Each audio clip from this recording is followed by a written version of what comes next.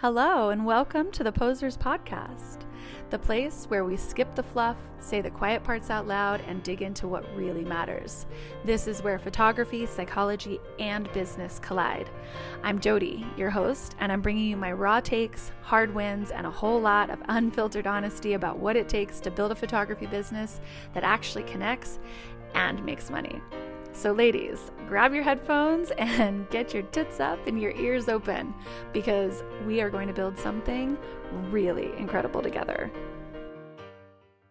Well, hello, my beautiful posers, and welcome back to another episode of the Posers Podcast. I had to resist the urge of saying ciao, ciao, ciao, my beautiful posers, because whenever you hear this episode, I will be soaking in the Italian sun.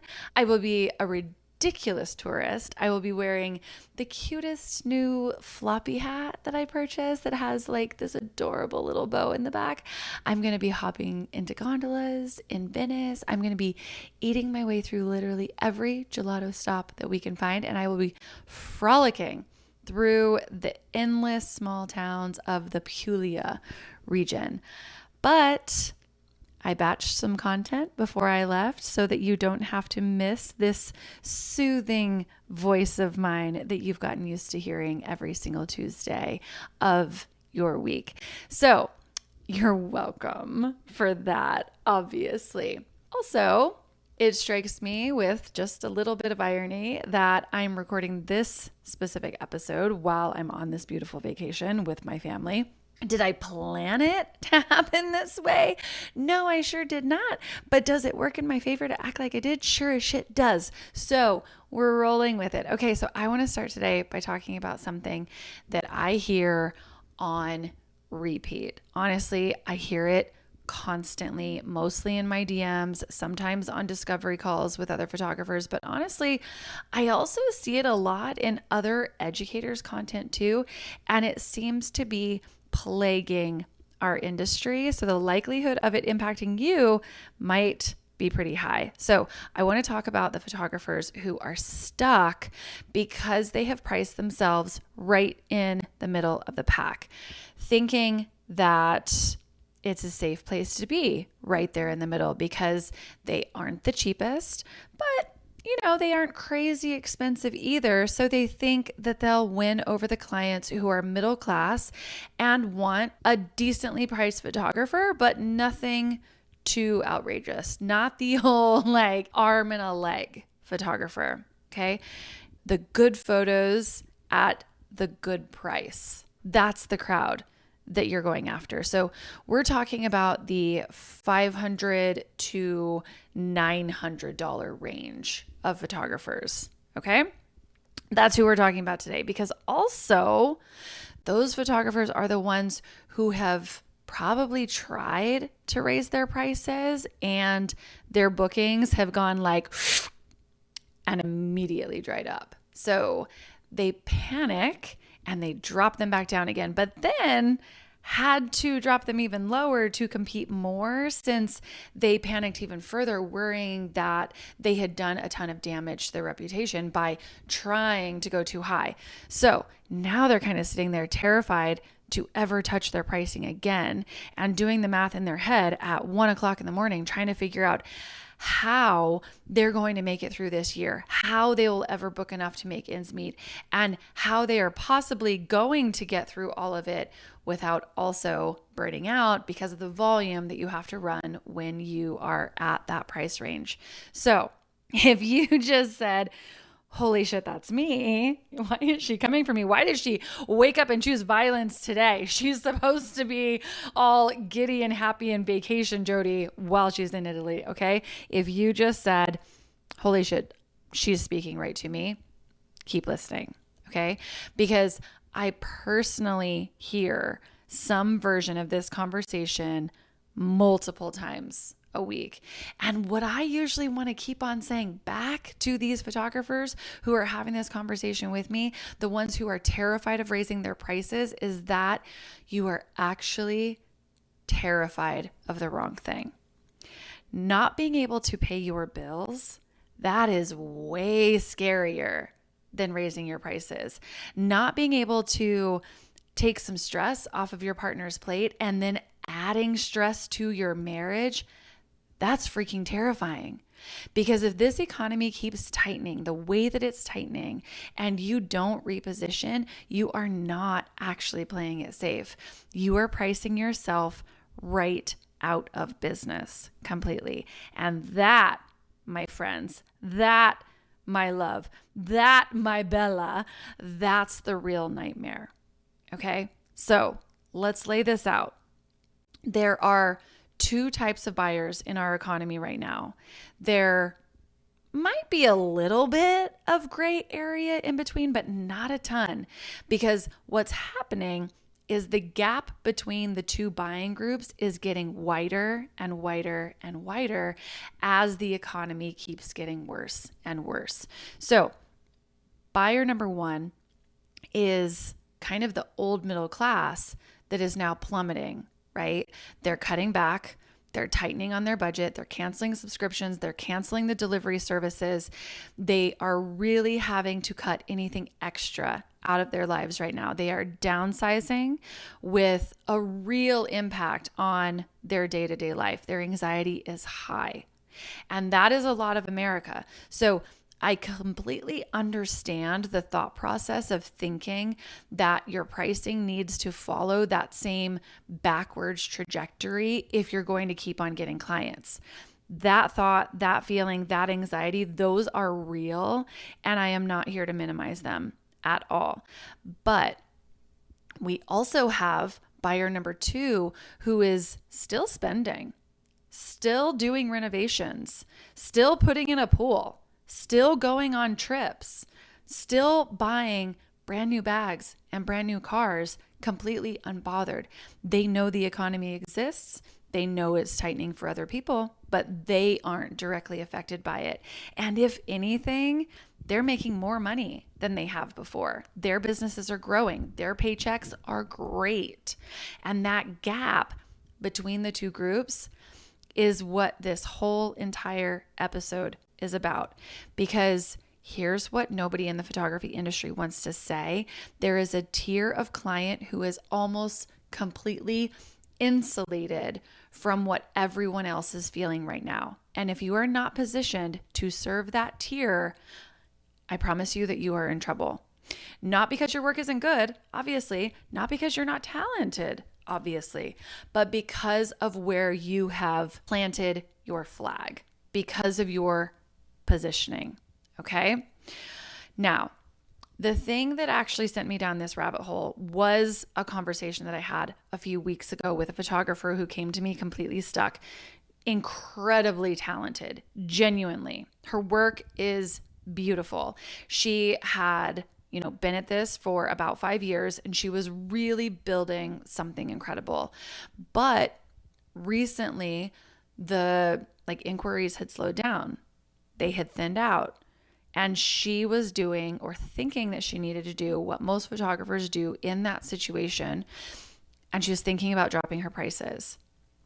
And she said to me, I just need to pull back. I need to drop my prices. I need to be more accessible. I need to be more affordable. If I'm more affordable, then more people will book.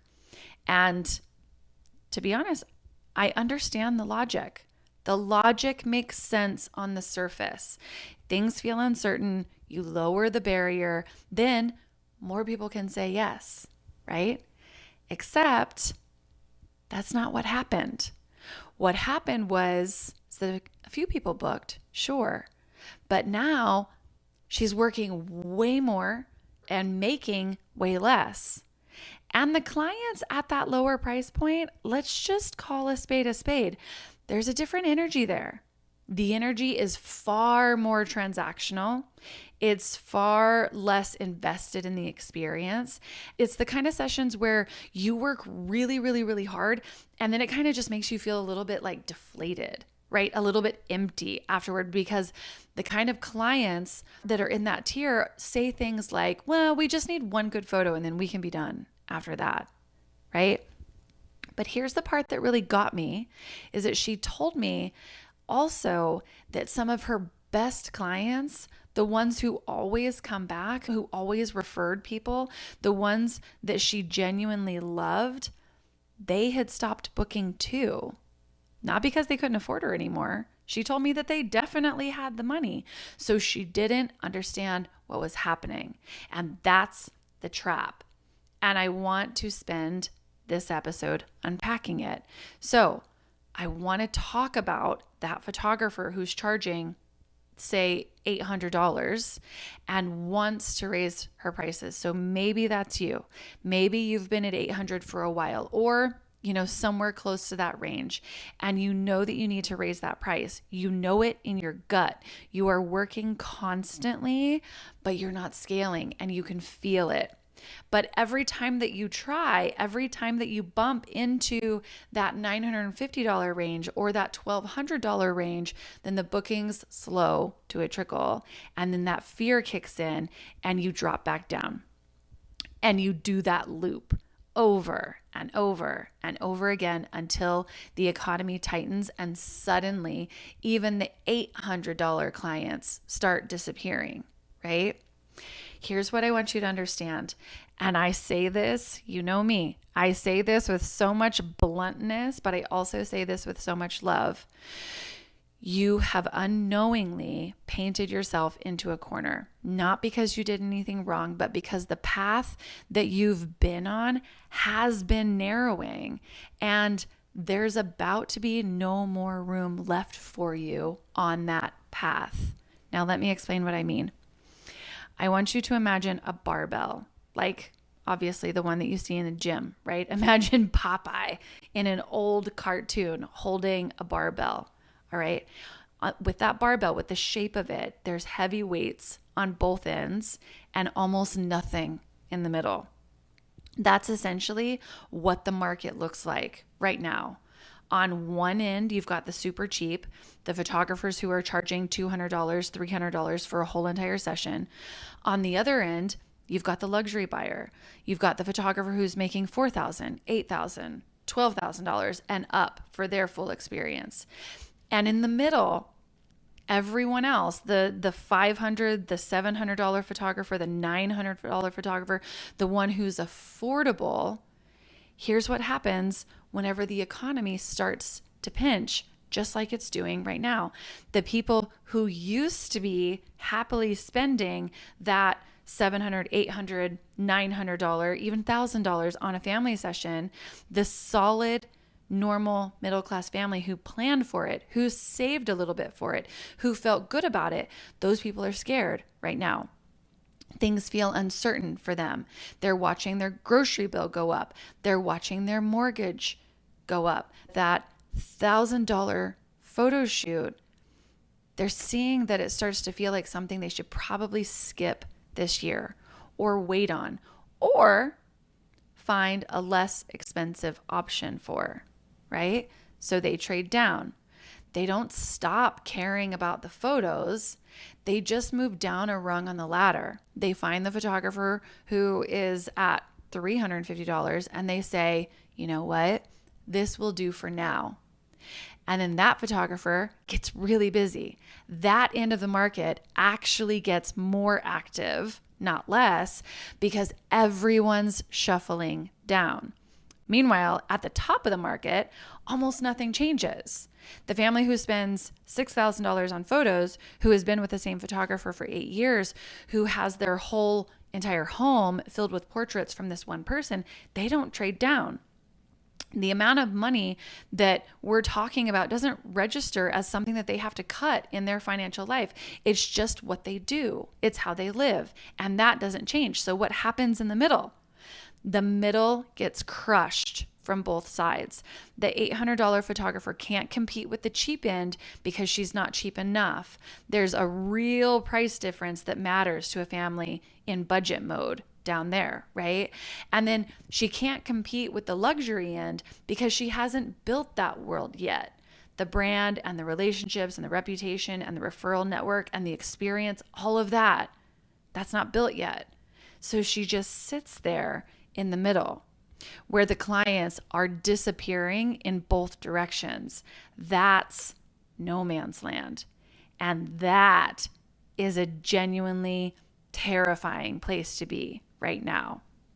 Now, here's where I want to go deeper, because I think that the thing that photographers don't fully kind of like, I don't know, like reckon with is why they can't just raise their prices and move up. Like to just say like, oh, I'll just go luxury, right? I'll raise my prices, I'll rebrand, I'll spend money that I shouldn't spend on styled shoots, and I'll beef up my portfolio with such beautiful images that I'll fit into the luxury market, and then I'll be golden. And then I can just, go after a higher end client. And I want to very firmly say it does not work like that. And it is not that simple. Not because you're not good enough, because I promise you that you are, but because of how the luxury market actually works. The clients at the top, the ones spending real money on photography, they already have their photographer. They've probably had the same photographer for years, and that photographer is not just a vendor to them. They are woven into the fabric of how their family documents their life. That person knows their kids' names, knows that mom hates being photographed from a certain angle. They know which spot they always go back to and why, and what places mean to the family. They know to always capture that one thing with like one of the kids or that one thing that the mom wants. I have this one client who they have me take a photo of mom holding the firstborn every single year at the end of our photo shoot. And her firstborn is now like 12 years old or something and almost bigger than she is, right? But it's ongoing. I know that we're going to do it at the end of every single photo shoot. I have another client who takes this one random photo where I don't know where this started. I don't know where it came from, but they asked me to do it the very first time that we were on the photo shoot, like our first photo shoot together. And I can't remember the story behind it for me to tell it to you here to save my life. But they all get into this like lunge kind of pose, almost like a lunge, but with like a superhero, like punch up to the sky, right? And every single member of the family is doing this weird pose. And they crack up at it every single year, but we have to take it. There's nuance and there's layers to the relationships that I have with each of my clients that have been built over years and years and years. So you cannot just walk into the high-end market and think that you'll just book work there. You cannot put up a new website and suddenly become that person for this new clientele. That client is not looking for a new photographer. They're not even thinking about a new photographer because they already have theirs. It is impossible to move into that market in that way. Okay. Is it impossible to move into that market? No, absolutely not. Obviously, because it's constantly happening. But what I'm saying is that it's not instantaneous. It's not based on a website rebrand or a few new images in your portfolio. Your marketing has to change, and you have to pivot your messaging and your positioning, and you have to climb the rungs of that ladder. You have to understand and change your pricing structure. You have to change your approach. You have to uncap your revenue. And the really critical thing, the thing that sometimes really gets underestimated, is that for a family at that level, choosing a photographer isn't just a practical decision. It's a status decision. It's identity. Okay. Whenever they're out at a dinner party and they say, "We use JN photography," that's a sentence that means something in that world. It signals taste. It signals access. It signals belonging. It signals refinement. You can't buy your way into that with some kind of ad spend. You can't rush it. You have to earn it over time through relationships and referrals and through becoming someone that people in those circles know by name. So whenever I hear photographers say, "I just need to raise my prices," my answer is that that's not a pivot. That's a years long repositioning, and you cannot start it the same week that the economy starts to tighten a little bit and then you're scared and you need bookings right now. You can't just pivot and switch. This is why the corner that you've painted yourself into is so hard to get out of. Here's the thing that I really want you to understand about like a true luxury market and why it's structured the way that it is. People with money, people who don't have to think about the cost of photography the way that most people do, they are not primarily just buying images. They are buying certainty. They're buying the knowledge that this whole entire experience will be handled for them. And not only just handled, but it will be beautiful. It will exceed what they imagined. And they will not have to manage any of it because everything will be taken care of for them. But they're also buying something else. And this is the part that almost nobody talks about. They are buying the bragging rights of the photographer. And I don't mean that in like a douchebag kind of way. I mean it in like a real human, deeply psychological way. The choice of who you hire is a reflection of you. And in circles where status matters, having the right photographer is part of how they present their family. It says something about them. And wealthy clients are not going to risk that on somebody unknown.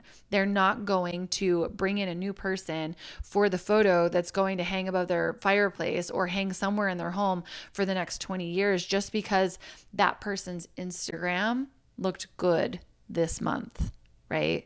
They want the name, they want the established, they want the history and the reputation behind the photographer because that is part of what they're paying for, which means that the way you build towards that market is not by changing your prices tomorrow. It's by building the story and the relationships and the reputation and the proof over time until you become someone that people in those circles know and talk about and recommend. That doesn't happen in Q1. Doesn't happen in a quarter. It happens over years of intentional positioning. I actually had a client come in for her reveal a few weeks ago, and we sat down and we chit-chatted for a while, and she'd been in the middle of this whole like interior design project in her house. So we caught up on that. And then we finally like got into her reveal, and I walked her through the whole entire experience and I showed her the photos, and she loved them. Of course, she really, really, really loved them. She ended up buying the entire set plus an album plus a frame for her mom. And she spent over $10,000 without a blink of an eye. Okay. But here's the part that really landed for me. As she was handing me her American Express, she said that she was so happy that she could not only pay me what I'm worth, but that she was even happier that I'm out here teaching other women how to say numbers like that out loud, how to actually demand that kind of money in their businesses. She's a personal injury attorney, right? She owns her own firm. She makes great money. And she told me straight up that she loves knowing that her money is going to another female-owned business and that I'm turning around and I'm teaching other women to build businesses that can receive that kind of money too. And I sat with that for a second after she left because it really felt like every piece that I've been trying to explain in this episode just like clicked into place in that one conversation because it proves that this is all about mindset. It's about money mindset.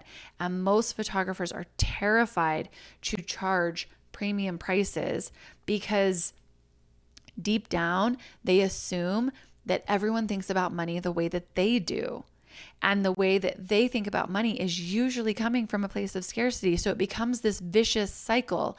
They won't charge more because they're scared to, which keeps them stuck in that scarcity mindset, which then makes them assume that nobody else would spend that kind of money either. Because if they wouldn't spend 4 figures or 5 figures on family photos, why would anyone else?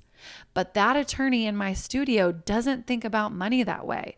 She thinks about money the way that people with money think about money. And she was thrilled. genuinely thrilled to spend it on something that mattered to her with someone who made her feel like her money was well spent and well used. That's the client that you're not currently positioned to serve if you're staying in the middle ranks, if you're staying as the $800 photographer. And this is the client that you're not currently positioned to serve, not because she doesn't exist. She absolutely exists. And there are more of her than you think there are. But because you keep pricing your work off of your own bank account instead of theirs, you're going to stay stuck. So, what do you actually do if you're the $800 photographer that is standing in that corner right now? First, I want you to stop thinking about this as an actual pricing problem. It's a positioning problem. The price that you've set for yourself is the outcome of how you've positioned yourself, which is also an outcome of your money mindset. So the real question is, who do you want to be known as, and are you showing up as her? And then second, and I know that this is not a quick answer, you have to start building relationships at the level that you want to work at. Relationships. One person who moves in those circles, who gets to see your work and your experience firsthand, will do more for your positioning than any other form of marketing. Okay? And then third, you've got to stop being affordable. I know that sounds counterintuitive, but I literally want you to think that the word affordable is like a 4-letter word. And I know that that doesn't mean much coming from me on the Posers podcast, because I drop a 4-letter word as if it's, I don't know, raindrops coming from the sky. Okay. So I know that sounds counterintuitive when bookings feel slow, but scarcity is not something that you stumble into. It's actually something that you create. The photographer who is affordable, who responds instantly, who has open slots every weekend, who barters with discounted prices just to get the booking, that person does not read as exclusive. They come across as desperate. All right. Here's where I want to land this plane. We are in an economic moment where everyone is scared, or most are scared. Okay. And scared people shrink. They make themselves smaller. They make themselves more affordable. They make themselves more accessible and palatable to whoever might say yes. And I really do understand the impulse, okay? When it feels uncertain, the instinct is to make sure that you're not too much, that you're not too expensive, you're not too premium, you're not too hard to book. You'll do anything to get the money just deposited into your bank account. But the cheap end is getting busier because people trade down whenever they're scared. And then the luxury end is barely being affected because the clients at that level don't experience the economy the way that everybody else does. And the middle is getting squeezed from both directions, just like that barbell, with nowhere to go. You are stuck in no man's land. That is the most dangerous place that you can be right now, is stuck in the middle, trying to be affordable enough to attract the nervous middle class while also trying to be impressive enough to attract the wealthy, because you will end up with neither. The nervous middle class will find someone cheaper, and then the wealthy client will stay with the photographer that they already have. You've got to pick a direction, not for this month, not as a reaction to Q1, Q2, Q3, whatever. But you've got to pick a direction as a long-term commitment to who you are building toward. Even if that means you want to build towards the lower end, you want to build towards that cheaper audience, that's great. That's amazing. There's money there too. You just have to know that the money is going to come from high volume, right? There's money there. Walmart exists on that exact principle. So if you want to grab a ton of cheap associate photographers and build a machine for $300 photo shoots and pay them $50 each, go in that direction if that's appealing for you. But you've got to pick a direction. Okay? Now, the only direction that I'm going to pick right now is whether I am going to be eating pasta or pizza for probably my 5th meal of the day, and whether or not I'm going to go with hazelnut or pistachio gelato. I can promise you it is probably pistachio. All right? Okay. That's all I've got for you today. Until next week, ciao for now, posers. Okay, so that is a wrap on this episode of the Posers Podcast. If you loved it, please subscribe, rate, and review, because honestly, algorithms are needier than all of our ex-boyfriends combined, and ladies, I need all the help I can get. If you've got thoughts, questions, love letters, even hate mail, please send them my way. I actually read every single one of them. So until next time, stay bold, stay messy, and don't let the bullshit win. Tits up, ears open, and go build something incredible. Bye for now, friends.